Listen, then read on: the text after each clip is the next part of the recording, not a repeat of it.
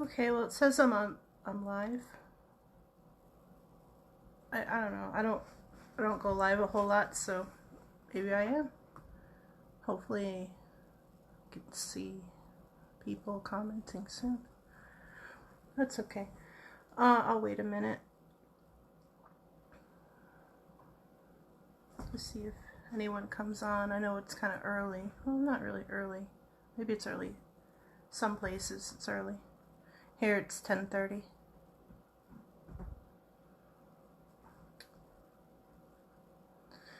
I'll start.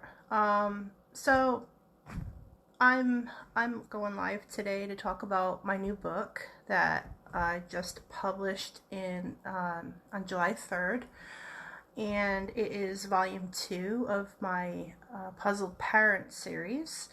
And I know most of you are familiar with my Puzzled Parent series. My first book was called A Journey Through Autism for the Puzzled Parent, and I actually changed the cover of this and I revised it a bit. So this is my first one, and this is my new one.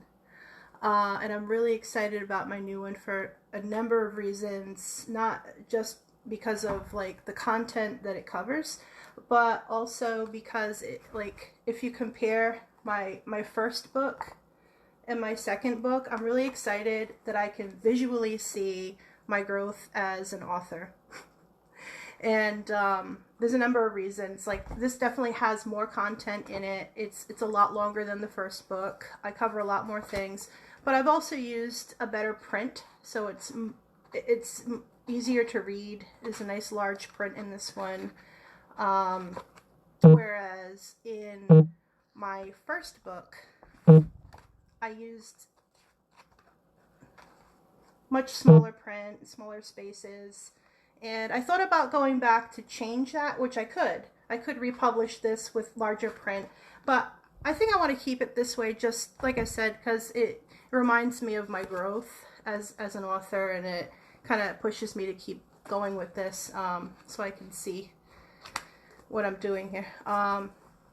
Okay, so my first book, Stress Relief, Networking and Advocacy for the Puzzled Parent. Volume 2 of the Puzzled Parent series. This book starts with the foundation of my journey, raising my son who has severe autism, and it covers just a bunch of general areas, but this book branches out into more specific areas, which throughout my series, that's what I'm going to do, really target a lot of specific areas. So I'll be honest, originally Stress Relief was going to be one book, and then Networking and Advocacy was going to be another book, but I combined them because I felt like they really, they involve each other. They're related in a big way. So this book here covers, first of all, stress. And when we first think about stress, what do we think about? Like common things probably, but this book covers more of the uncommon things that we would think about when someone asks what stress is, but things that we still consider quite stressful, like filling out paperwork and gaining resources for a child with not just autism but all developmental delays, special needs, and so paperwork is horrible. Nobody likes paperwork. And then there's the whole thing about getting rejected, and I go into what to do with that as well, because that's a huge stress. How to write appeals, how to fight the system, the language that you can use that will make a difference, and things not to share and not to say, when you're trying to get benefits as well, and resources and all different things. So I cover a lot of that based off of all of the bullshit that I've dealt with trying to get my son things. And because I'm not going to lie, it's nothing but a fight. So I share that, and I share a huge chapter on communication and different forms of communication, how to communicate with someone that's nonverbal, and love language and what love language is, and the different kinds of love language. I cover, let me see. Oh, a big thing is parent shaming, because that is also extremely stressful to any parent. You'll notice a lot with my books. It's relatable even if your child does not have autism. Because I write everything in my experiences in a very, well, I'm going to say not perfectly unbiased way, but mostly unbiased way. That way everyone can relate to it, and there's very little opinion involved. It's just straight, like, this is what is going to happen, this is what you need to do, this is what you do with it, that kind of thing. So yeah, parent shaming, bullying, and self-shaming. That's another huge thing that I cover in this book. And with self-shaming, I actually put that as part of the parent shaming, because us as parents, I think we're our biggest bully. We feed our minds the most lies and garbage than anyone else can possibly tell us or judge on us. There's a whole thing about like these lies, because lately I've been hearing from a lot of different directions and people, these lies, and if you're very religious like me, they call it the lies of the enemy, and it's just basically the things that God wants you to do that the enemy doesn't want you to do. But if you're not religious, you can just chalk it down to this is the crap that is you're telling yourself that you're holding yourself back with. So I add that, and I share all of the lies that I tell myself frequently, and to give everyone an idea of what that looks like. I talk about, let's see, I have notes. I'm not very good at lives because I don't do them very often. The different therapies. I go into therapies that are often overlooked. Things like equine therapy, which is horseback riding, music therapy, drama therapy, theater games, which is part of drama therapy. Anyone that's in drama or theater is probably familiar with Viola Spolin and her games, and I do add a ton of those in here as well. And I talk about the games that I've designed to use with my son to help him for communication. So those overlooked therapies are quite important, and there's pretty detailed chapters in here about them and how to use them and such. I also talk a lot about, according to the title, networking and advocacy. And I know I had mentioned I was going to put them in a separate book, but they're very much connected, because basically one big thing that parents run into, especially if you have a child with, a special need, or a different need, or however you want to, say it, is that you feel very secluded, and it's easy to feel very alone. And especially if you don't live near anybody, you don't know anybody, and you don't quite know how to talk to other people that understand what you're going through, because not, always friends and family are not always going to understand what you're going through. So, there are a lot of groups on Facebook where you can network with other parents, but I'm not a huge fan of them, because I feel like it's a shark tank for parent shaming. And that's been my experience. I mean, I don't know if anyone else on here has been involved with some of the special needs parenting groups on Facebook, but I mean, you got to be very careful what you share, right? Because they're not there to support you. And I mean, some people will support you, but a lot of them will attack you. So I never recommend that, and I stay away from it.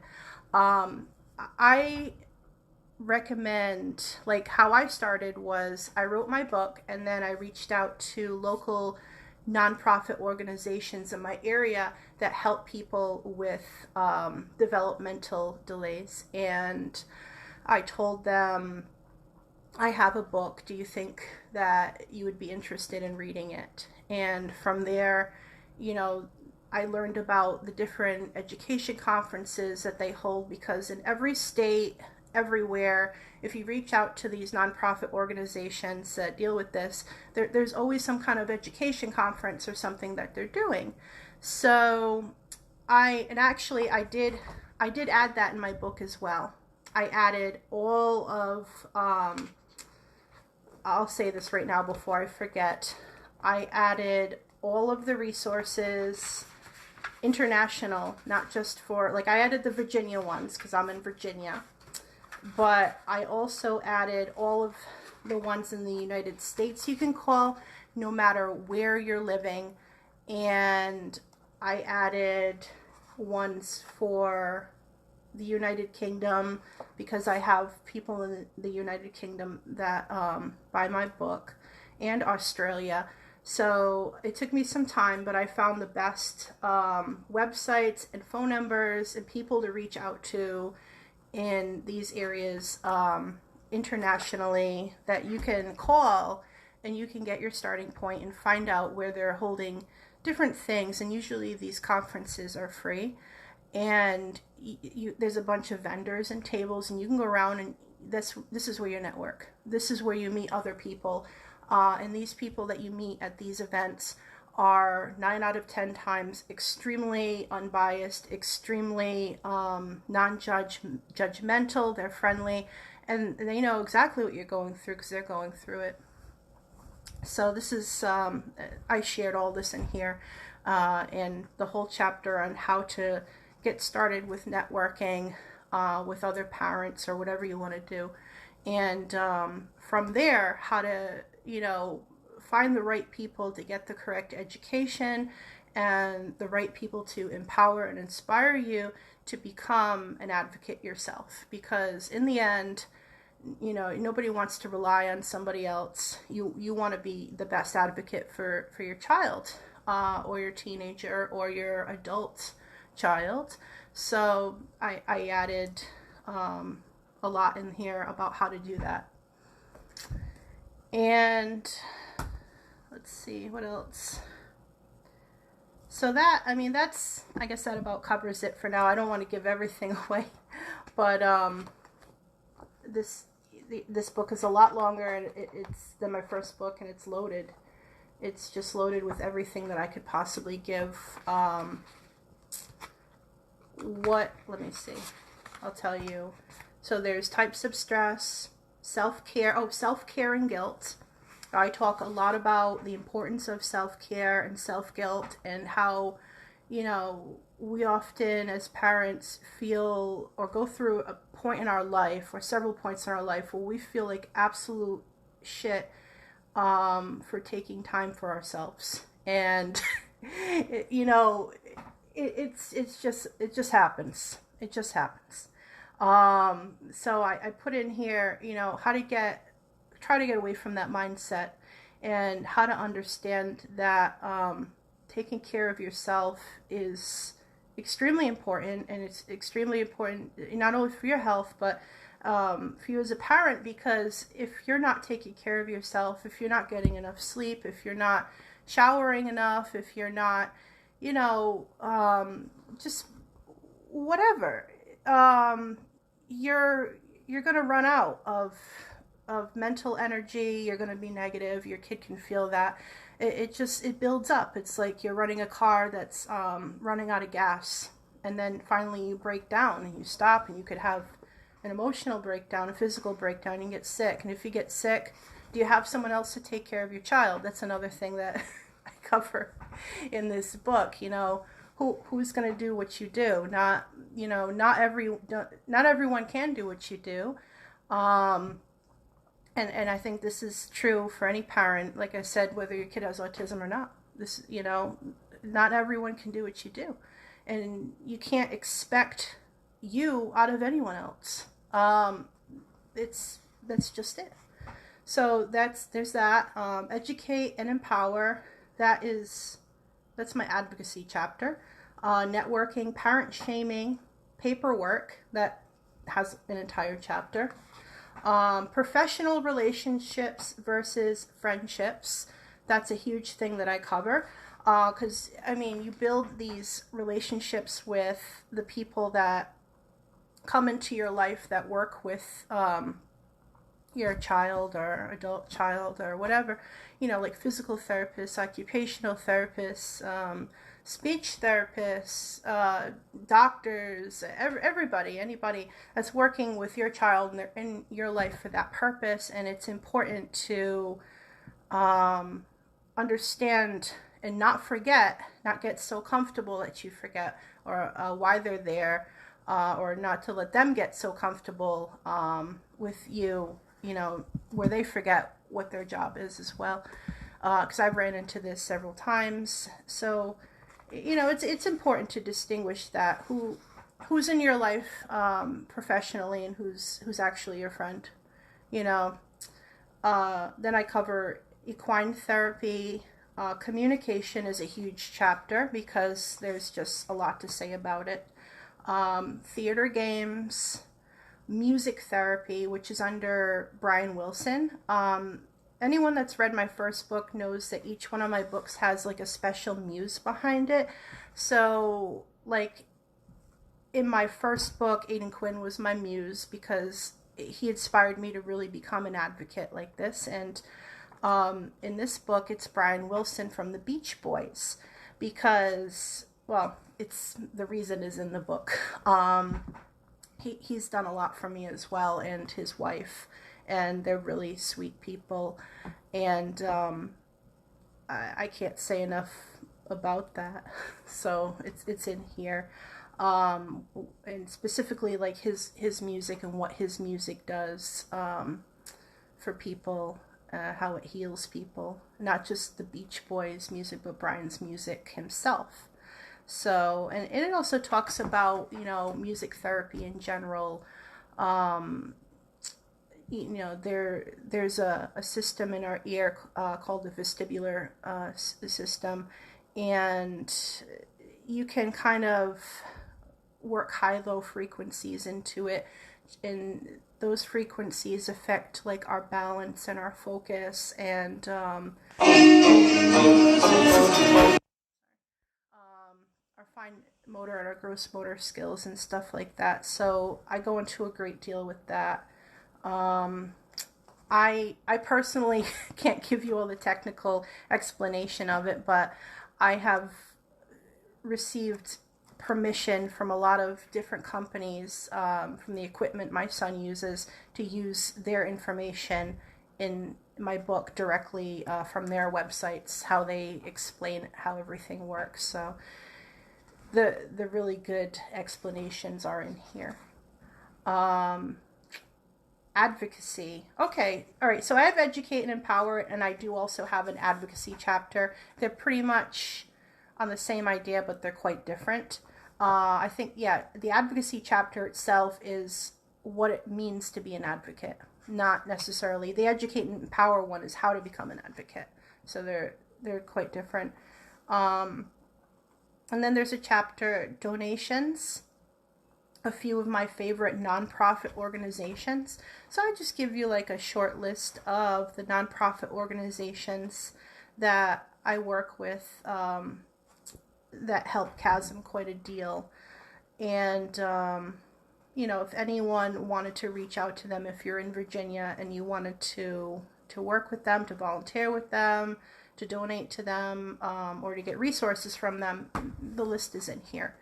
And then resources, which I already mentioned, I have an international list of resources. And there's my About Me section and my glossary of terms. So I've got a short glossary of terms in my first book as well, and in this book, and they're all different. So it just explains things like, accountability, acknowledgement, advocate, autism, bullying, what different waivers are, because I mentioned some different waivers you can get for your child, and I talk about in the glossary what they are a little better. Empathy, empowerment, equine therapy, high-low frequencies, love language, motivator. Like there's a lot of different ones in here that I talk about. Vestibular system. It's all in here. So that's that. I have a website now, finally. My website is rlmg.me. M-E. And all my information is on there as well. Links to where to buy my book. I still have to update my website to give you a link to buy my new book, but if you go on Amazon and you look up my name, Randi-lyn Miller-Gol, all of my listings come up. I have a couple books out now, so they all come up. And if you want one from me, you can also contact me as well. So I've got a website, and I am going to be doing my first autism panel on July 21st from 3:30 to 6 Eastern Standard Time here in Virginia, and we're expecting about 250 people. And so I'm really excited about that. I've never done a panel before, and my biggest issue has always been public speaking. So I'm trying to face that fear by doing the panel. That's hopefully I can get a live on that as well. And if not, there should be a recording of it that I could post. Okay, so I'm gonna go now, and definitely send me a private message if you have any questions about my book or anything else, and I'll get back to you. I'll read the comments after as well, because as soon as I came live, I actually have a bunch of people sending me private messages at the same time, and I apologize, but I couldn't answer them. So I'll go back and do all that now. Thank you all so much for listening to me ramble about this and try to do a live. I don't know. It's not easy for me to do lives. Okay, I'll talk later. Thank you.